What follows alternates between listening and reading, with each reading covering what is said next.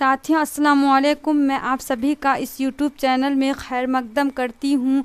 मैं आज class 10th Urdu सबक 6 के बारे में बता रही हूँ। सबक 6 मज़मून है, जिसका नाम मज़मून का नाम क्या है? आलमी हिद्दत। मज़मून का नाम क्या है? आलमी हिद्दत। पिछले वीडियो में आप सभी को मैं आलमी हिद्दत के बारे में बता चुकी हूँ और कुछ मेन टॉपिक्स से बच गए थे और जो आज मैं कवर करने जा रही हूँ। ठीक है, देखिए मैं फिर से और बता रही हूँ आलमी हिद्दत के बारे में। आलमी हिद्दत को अंग्रेज़ी में ग्लोबल वार्मिंग कहते हैं। क्या कहते हैं? और हिंदी में वैश्विक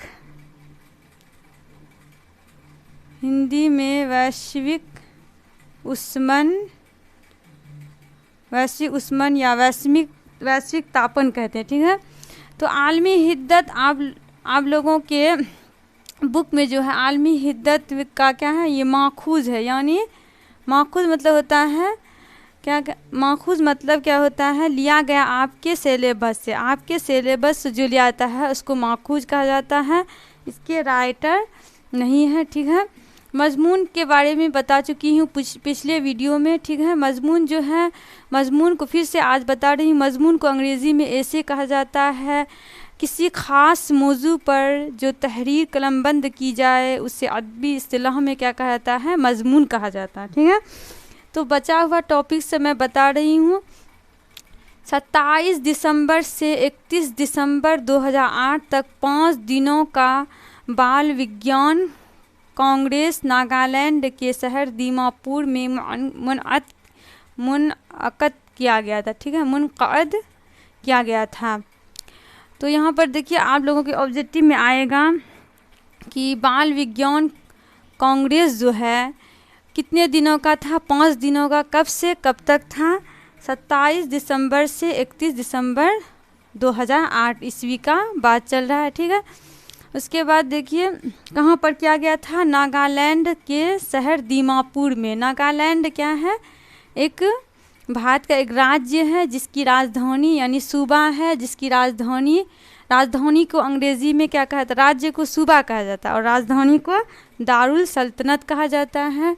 तो नागालैंड की राजधानी कोहिमा होता है। आप लोगों को बता रही हूँ नागालैंड की राजधानी कोहिमा होता है। ठीक है, तो नागालैंड का एक शहर था दीमापुर, वहाँ पर क्या किया गया था? एक बाल विज्ञान कांग्रेस का गठन किया गया था। ठीक है, इस कांग्रेस में मेहमान खुसूसी के तौर पर साबिक़े सदर हिंद, इसका माने होता है पूर्व राष्ट्रपति। ठीक है, और आलमगीर शहर याफ्ता साइंसदां जनाब APJ अब्दुल कलाम थे। इसमें मेन जो मेहमान थे, मतलब 27 दिसंबर से 31 दिसंबर 2008 ईस्वी में एक कांग्रेस का गठन किया गया था। तो इसमें मेन खास जो है चीफ जस्टिस जो मेहमान थे, कौन थे? गेस्ट जो थे वो क्या थे? APJ अब्दुल कलाम थे। कौन थे? APJ अब्दुल कलाम थे। इस पाँच रोज़ यानी 5 रोज़ का ये किया गया था। इस 5 रोज़ कांग्रेस के 2 ही मौज़ूआत थे। इस 5 रोज़ में जो थे कांग्रेस के 2 मौज़ू थे, यानी 2 विषय थे। क्या थे? पहला विषय आपको था पोल्यूशन, यानी प्रदूषण को रोकना, प्रदूषण को कैसे कम किया जाएगा। ठीक है, पोल्यूशन को क्या कहता है? प्रदूषण कहता है हिंदी में।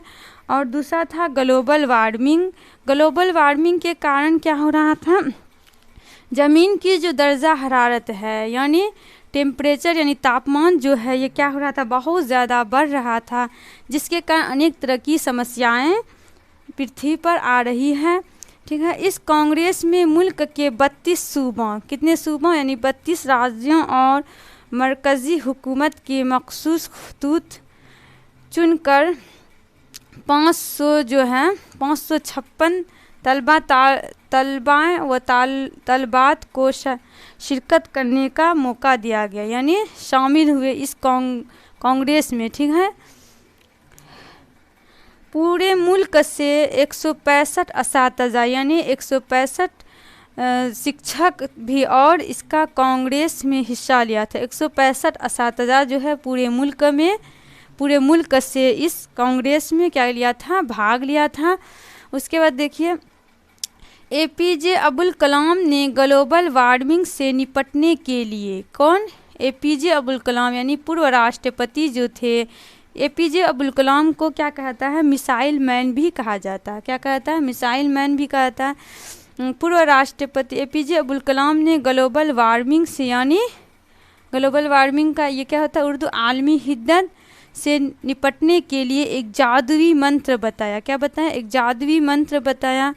वो जादुई मंत्र देखिए क्या है? 10 से 17 साल की उम्र वाले, कितने?